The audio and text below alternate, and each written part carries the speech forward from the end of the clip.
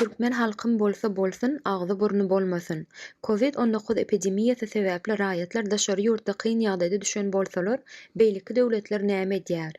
Dogry, watandaşlara mümkin bolýança kömek edýärler. Degişli şertnamalara gol çeken bu döwletleriň köp mümkinçilikleri bar. Bu ygtyarlyklaryň konsullyk işgärleri ilki bilen ýürüýte uçuşlary gurnaýarlar. Birden käkeselen watandaşynyň saglygy barada alady edýärler.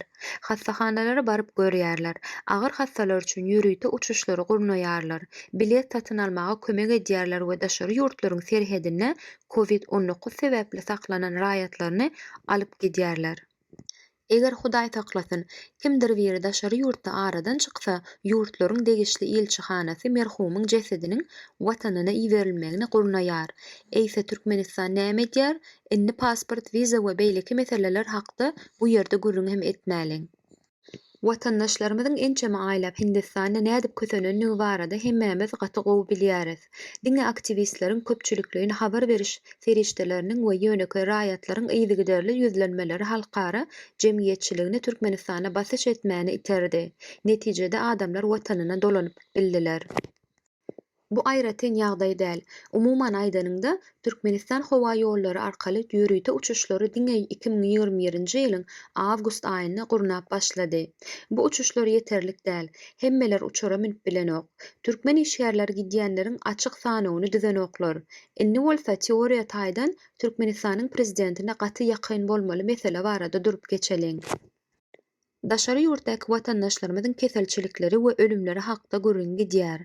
Türkmenistanyň baş kanunyna ýurdyň her bir raýatynyň ýaşama hukugy we onu ullanmak erkinligi barada aýdylýar. Bu hukuk nädip ýerine getirilýär? 1-nji maýda rak keselinden ejir çeken 29 ýaşly Elman Gylyjew marda aradan çykdy. Eger migrasiýa gullugy eýrany wagtynda bejergi almaga gitmäge ruhsat beren bolsalar, onda Elmanyň halas edilip bilinjekdigine ýakynlary ynanýar. Ýadyňyzda bolsa geçen ýazda Türkiýede ölen 60 töwerege adam daşary ýurtda jaýlandy. Türkmenistan merhumlarynyň jesetlerini watanyna getirmek barada garyndaşlarynyň haýyşlaryna jogap hem bermediler. Hatda häkimiýetler ölenleriň howsarlaryna gynanç hem bildirmediler. Yeri gelenini aýtsak, Istanbulyň Sarıyer etrafyndaky kiosk müsewwiler gonamçylygynyň çägine kimsesizler diýilen aýratyn bir bölek bar. Ine arkada keramatly adyny alan prezidentiniň türkmen raýatlary şol ýerde jaýlananlar.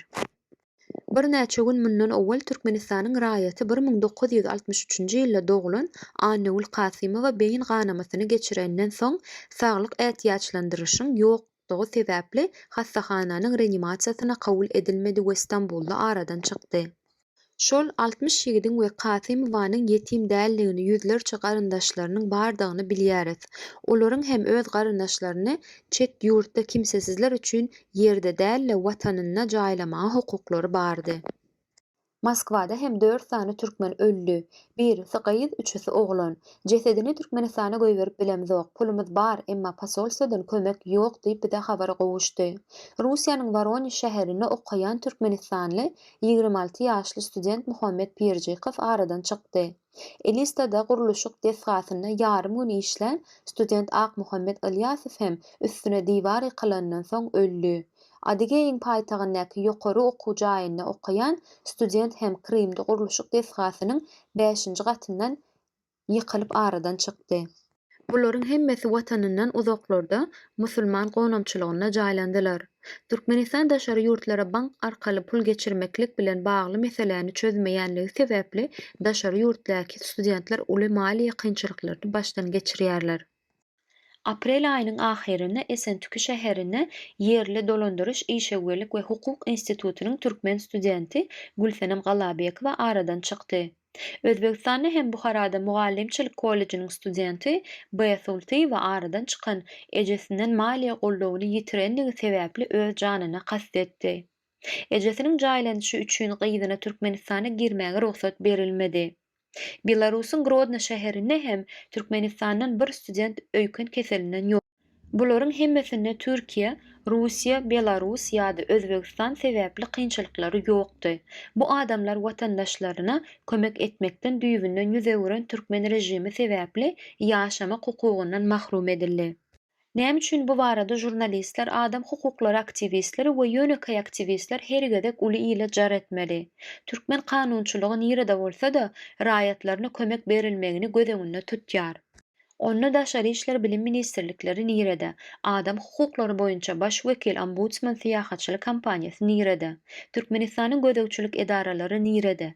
Elbetde olar örän meşgul, arkadaň şahsiýet kultuny güýçlendirmek bilen başagay.